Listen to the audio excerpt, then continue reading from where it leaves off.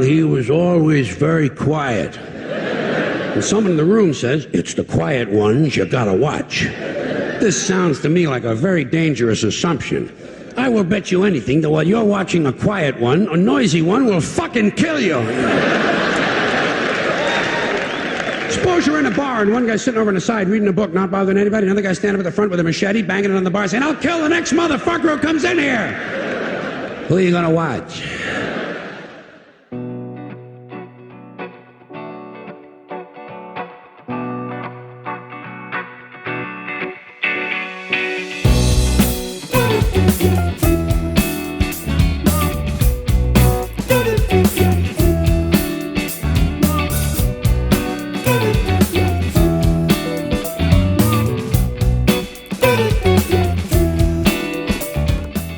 Hello, and welcome to PsychoSocialism, where today I'll be looking at something that can really mess up your day. Something we have all both been victim to and perpetrator of. Aggression. How dare you, sir? I've never been aggressive in my life. That kind of ruffianship is far beyond somewhat of my esteemed tranquility. Sorry, Galadriel, but that's simply not the case.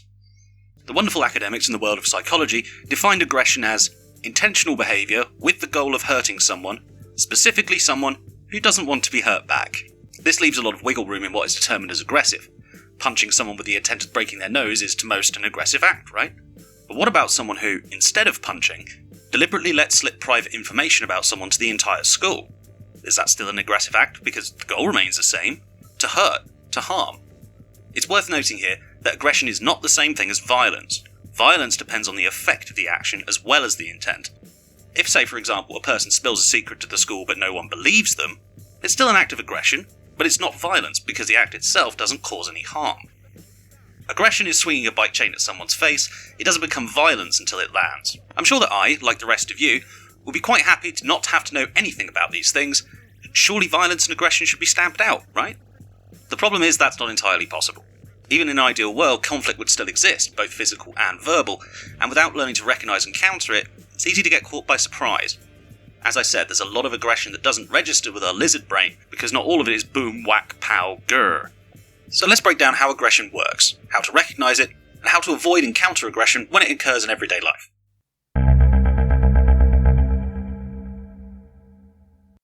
Aggression is one of those things that when it occurs in the wild, has so many external forces at play that it's difficult to pin down exactly why it happened.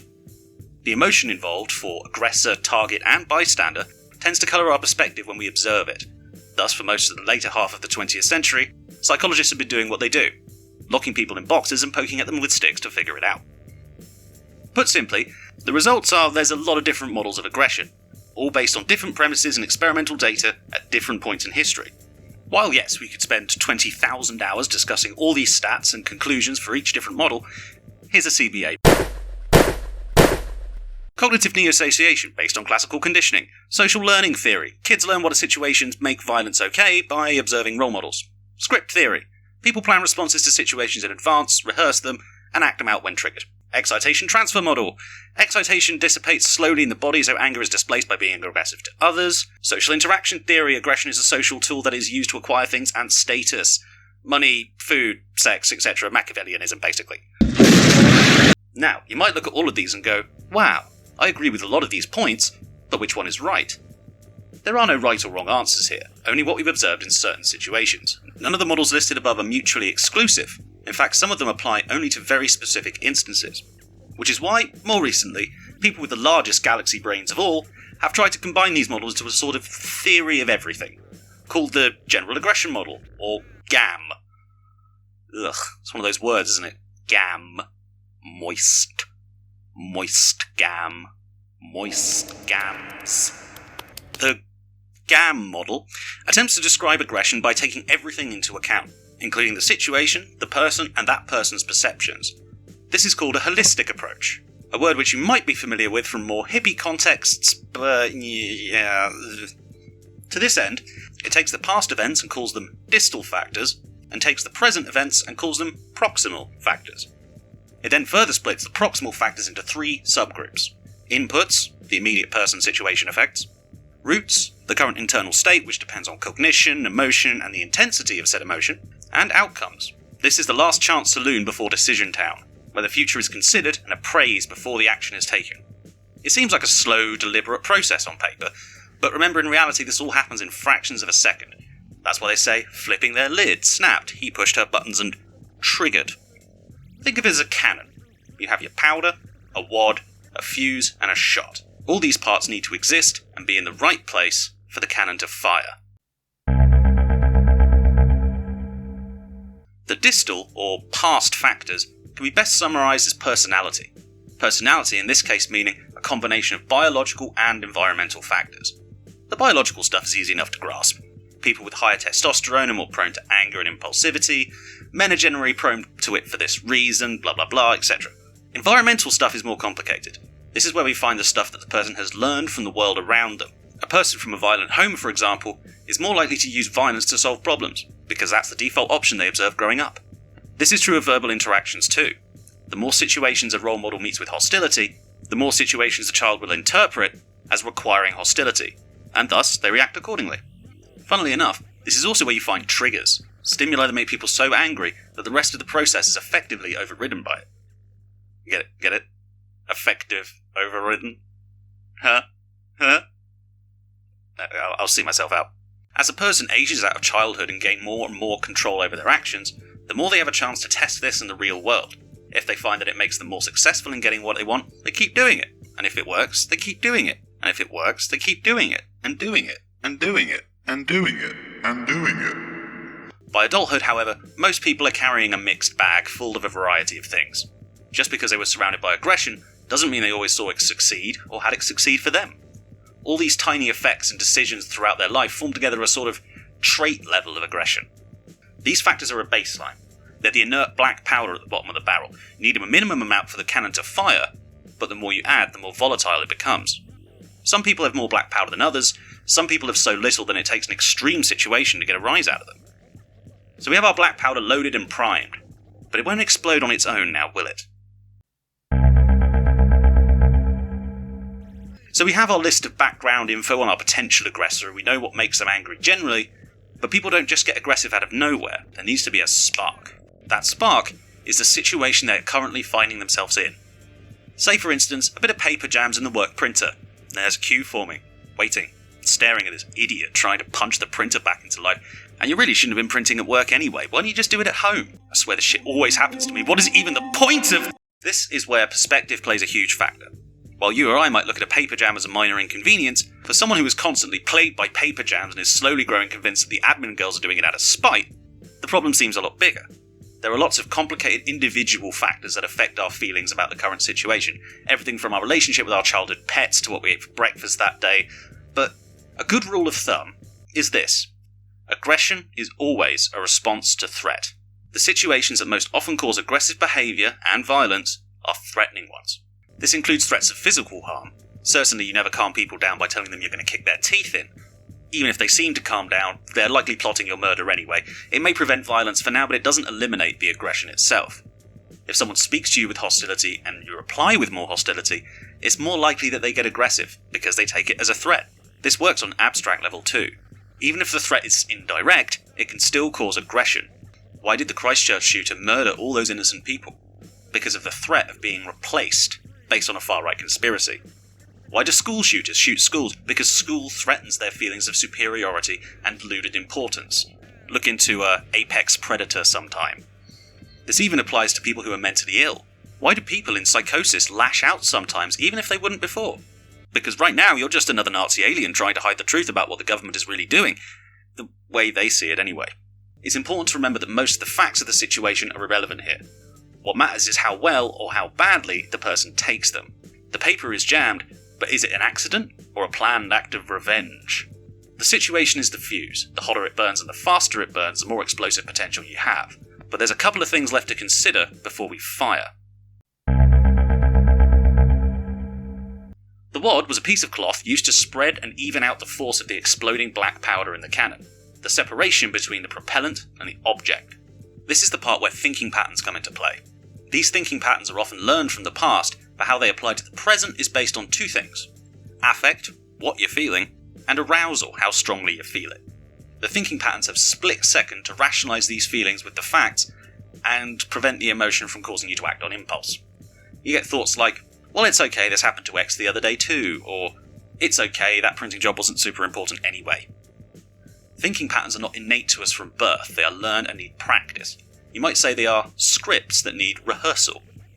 A lot of the common anger management stuff you hear is centered on this part of the process. Take 10 seconds to calm down, remember it's not personal, it can happen to you by chance. Tell me, why would that person want to make you look stupid? That kind of stuff. The techniques are effective, don't get me wrong, but they require practice and repetition to get them right, which isn't always easy to do when you're caught off guard by something. This is why anger management lessons sink in best when people are calm. Thinking patterns are complex and they require higher thinking to use. This thinking is lost when someone becomes aggressive. As part of the aggression process, the water serves essentially as a barrier between the explosion and the action. If it's too thin, the cannon blast could damage the barrel. If it's too thick, the shot will lose force. Now, everything is loaded and ready, the aggression is seething and ready to go, but now we have a critical and difficult choice. What are we firing?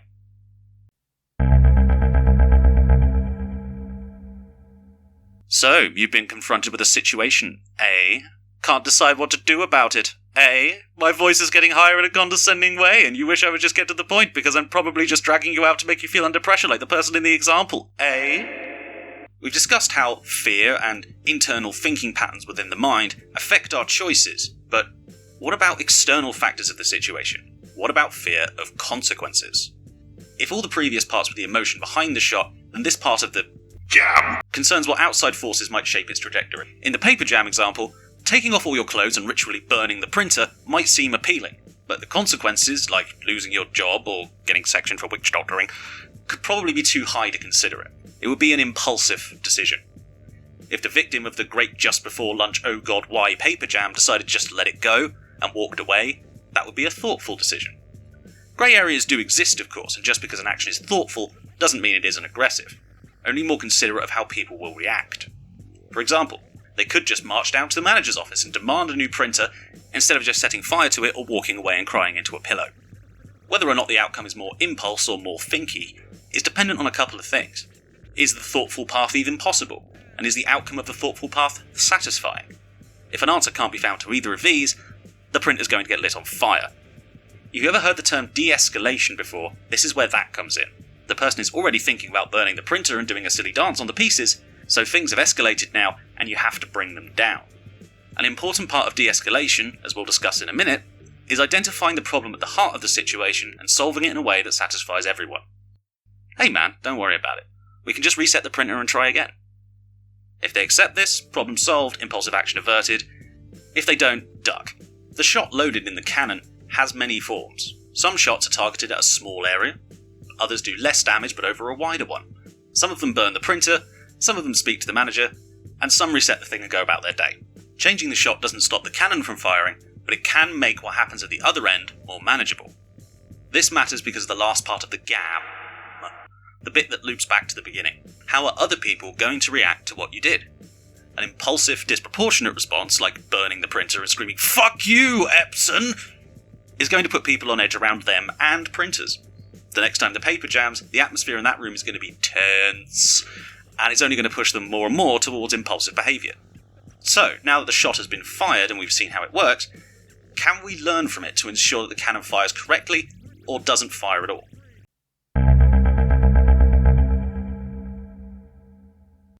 Armed as we are with the glowing wrist blades of knowledge, let's put them into actual use and dissect some shit. Full disclosure, I spent a lot of time in psychiatric wards, so a lot of my experience putting this into practice comes from there. The hospital setting is important because the environment is far more controlled there than it might be otherwise, and I always had backup.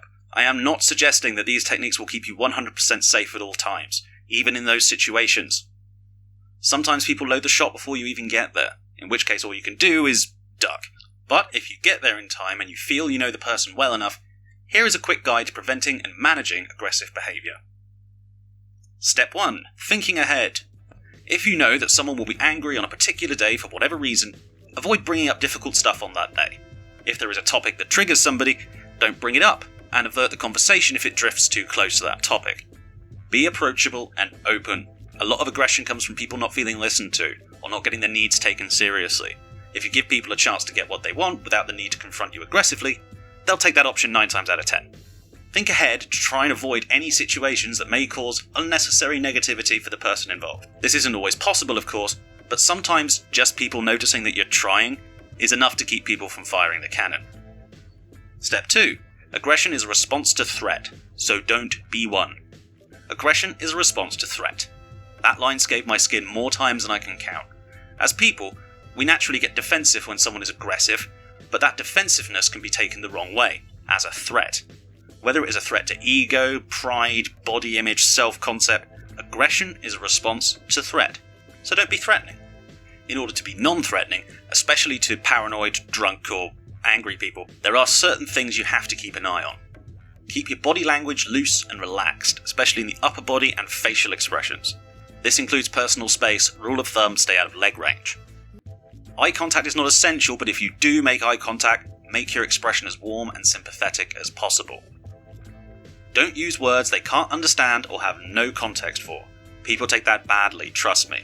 Unknown words make people confused and panicky. You don't want that. Always appear to be trying to fix their concerns. They don't want to talk about something else right now. Even if you can't help, at least be willing to try. People are much less likely to punch you if you let them know that you want to help. Tone of voice is key. You could say all the right things, but if the person thinks you're being a twat about it, why would they listen? All of these little things add up to make you appear as non-threatening to the aggressor as possible. This doesn't mean rolling over and accepting them being aggressive towards you, but what it does mean is keeping your voice and body language calm when you talk to them. You want to be the voice of calm and reason? Act like it. Step 3. Stalling for thinking. The problem with thinking about your actions is that it takes a little bit more time and patience than people are used to. It's why teenagers with ADHD are stereotyped as violent, because they act more impulsively and therefore seem aggressive. When faced with the agitated, aggressive person, it's important to buy time by encouraging them to think about what they're doing. Engage with the slow thinking and encourage it. Here are a few of my old classics. Okay, I get you, but think about this. How do you know he did it on purpose? Well, okay, they did that, but what makes you think that was targeted at you? That sucks, but how likely is it that Thatcher stole your iPad? I mean, she's pretty dead. The point of these statements is not to make them feel less aggressive, but to keep them thinking about the details long enough to calm down.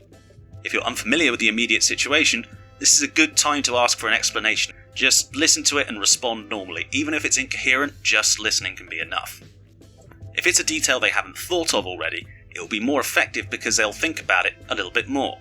They might realise they were wrong and apologise, but then again they might not. At the very least, you'll buy some time before the shot's fired. Step 4. A friend talk. This is the last chance saloon. They've decided they want to do something aggressive, but you have a last chance of changing the impact of their action. This is where you explain quickly, kindly, and assertively what the consequences of their decided action will be. This is also where the problem solving can come into play, and you can suggest alternative actions that will lead them to less bad consequences.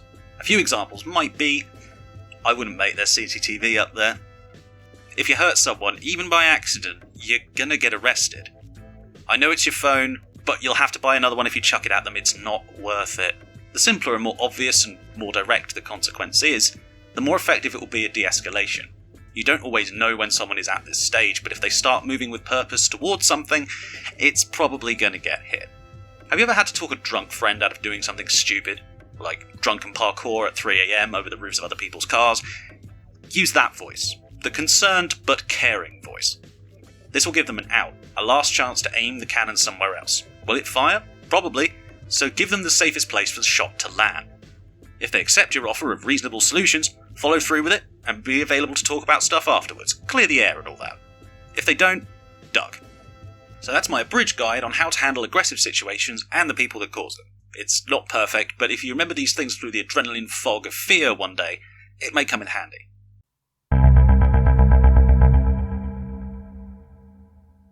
Aggression is present in all areas of our lives, in all sorts of forms, but usually the aggression is there to achieve a purpose. For some it's a defensive shield for themselves, for some it's an act of control over you. Neither of these are healthy, neither of them make anyone happy, especially not the targets. We all hope and strive to come into contact with as little aggression as possible during our time on this earth, but the sad fact is we can't really call ourselves free of it until we are informed enough to either avoid it or confront it when we need to. Hopefully this little bit of knowledge can help you do both one day. But wait, I hear you cry. That's only one person getting aggressive. What about the aggressive levels of groups of people? Do the same rules still apply? That, my friends, is a very good question.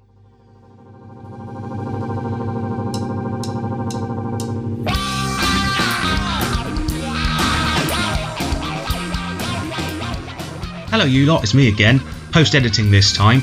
This took a lot longer to make than I'd hoped due to life stuff and my laptop hating me, but I'm pretty happy with how it came out in the end. I hope you enjoyed it, and if you did, make sure to like and subscribe and hit the bell, etc. I've got a big list of ideas for upcoming videos, but if you have any topics you want to see me dive into in the future, let me know down there in the comments. And of course, thanks for watching.